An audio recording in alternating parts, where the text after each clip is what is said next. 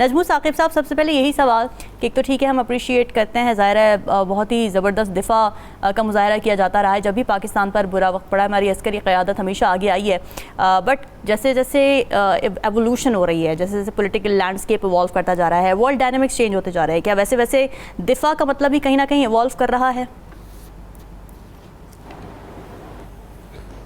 سب سے پہلے تو یہ دیکھتے ہیں کہ آج کا دن 12 ربیع الاول پورے کیلنڈر میں یہ والا دن جو ہے یہ سب سے معتبر ہے، یہ سب سے روشن ہے اور سب سے متبرک ہے۔ ہمارے نبی تشریف لاتے ہیں صلی اللہ علیہ وآلہ وسلم۔ نعت کے 2 شعر سنیے۔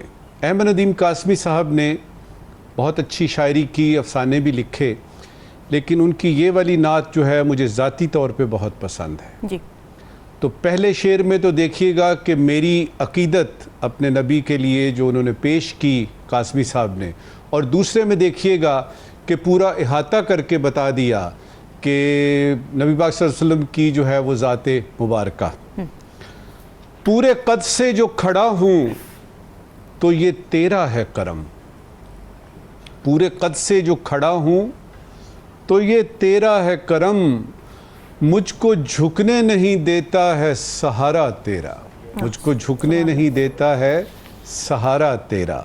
اور پھر دیکھیے کہ لوگ کہتے ہیں کہ سایہ تیرے پیکر کا نہ تھا، کیا بات ہے، لوگ کہتے ہیں کہ سایہ تیرے پیکر کا نہ تھا، میں تو کہتا ہوں جہاں بھر پہ ہے سایہ تیرا۔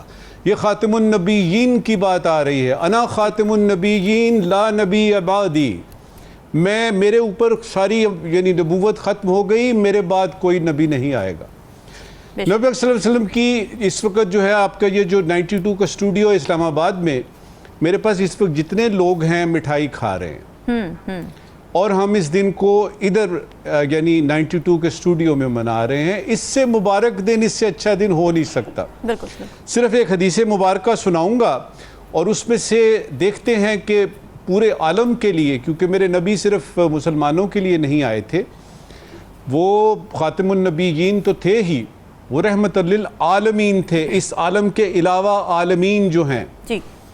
میرے نبی نے فرمایا صلی اللہ علیہ وآلہ وسلم، اعوذ باللہ من الشیطان الرجیم، بسم اللہ الرحمن الرحیم، خیارکم احسنکم اخلاقا، خیارکم احسنکم اخلاقا، تم میں سے اچھے وہ ہیں جن کے اخلاق اچھے ہیں۔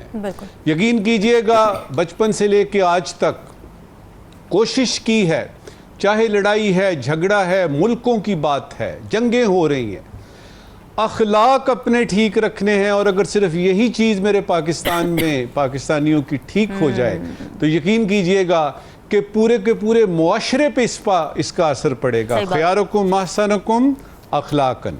اب آتے ہیں آپ کے سوال کی طرف۔ جی تو مبارک آپ کو، سب کو، دیکھنے والوں کو، 92 کے لاکھوں کروڑوں جو پاکستان میں ہیں اور پاکستان سے باہر ہیں، مسلمان ہیں، ان کو مبارک ہو آج کا دن 12 ربیع الاول۔ دیکھیے یہ جو آج کا 6 ستمبر اتفاق سے ہے، 6 ستمبر 1965 جنگ ہوتی ہے پاکستان ہندوستان کی، اور کئی قسم کے جو ہیں وہ نئی چیزیں سامنے آنی شروع ہو جاتی ہیں۔ آج 60 برس ہو گئے ہیں، لیکن حالات بدل گئے ہیں۔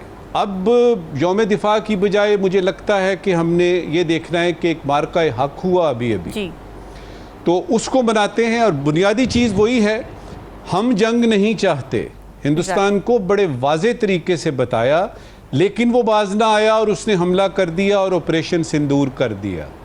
جواب دینا تو بنتا تھا، اور جواب بھی ایسا دیا کہ سیسا پلائی ہوئی دیوار، بنیان مرصوص، اس کے ذریعے، اور دانت کھٹے کر دی اچھے طریقے سے، اور بتا دیا کہ آئندہ بھی اگر آپ نے اس طرح کی کوئی بات کی تو اس سے بھی برا انجام ہو سکتا ہے۔ مگر جو بین الصدور جو میسج ہے، جو پیغام ہے انڈیا کے لیے اور پوری دنیا کے لیے پاکستان کا، وہ ایک فکرے میں ہے۔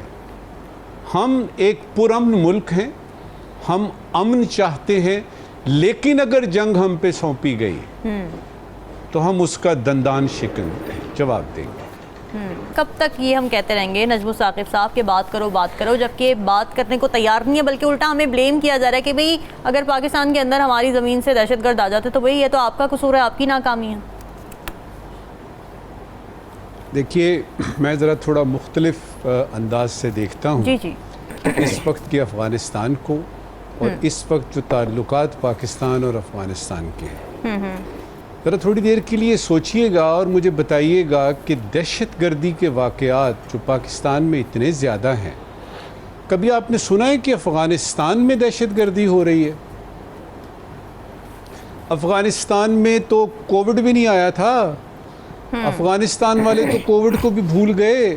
ان میں سے کسی کے آج تک پتہ نہیں لگا کتنے لوگوں کو کووڈ ہوا، کووڈ-19.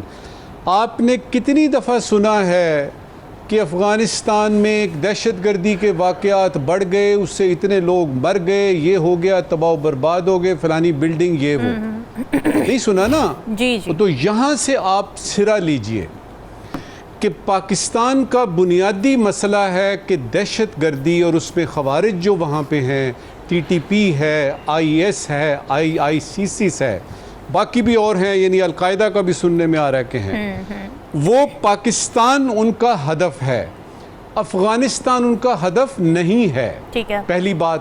دوسرا، اگر افغانی طالبان کو آپ سمجھیں گے کہ وہ کوئی پراپر گورنمنٹ ہے، ان کو اپنی ذمہ داری سمجھنی چاہیے، او بابا وہ تو اپنی کوئی نئی یعنی عجیب و غریب قسم کی حکومت بنا کے بیٹھے ہوئے ہیں کہ جس میں کوئی اسلامی ریاست اور اسلامی پتہ نہیں کیا کیا چیزیں وہ بنا کے بیٹھے ہوئے ہیں. ان کو ایک نارمل حکومت نہ سمجھیں.